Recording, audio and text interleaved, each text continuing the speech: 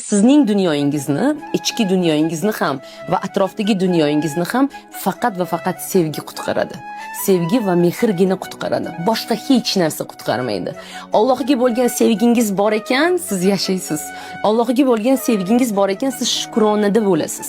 Yoningizdagi insonga bo'lgan cheksiz sevgingiz bu aslida Allohni cheksiz sevishingiz bilan bir xil.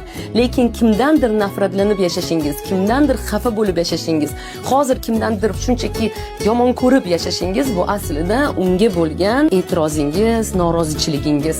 Agar bu odamdan xafa bo'lsam, mana shu odamni hozir nafratlanib yashasam agar bu odam haqida. Yo'q, bu odam sizni hayotingizga nima uchun keldi? Nega bu odam sizni yoningizda? Nega bu odam sizga yomonlik qilyapti yoki deylik o'sha sizni jahlingizni chiqaryapti yoki sizni xafa qilyapti? Chunki shunaqa bo'lishi kerak. Chunki hech narsa bekorga emas, behuda emas. Chunki hamma narsa reja asosida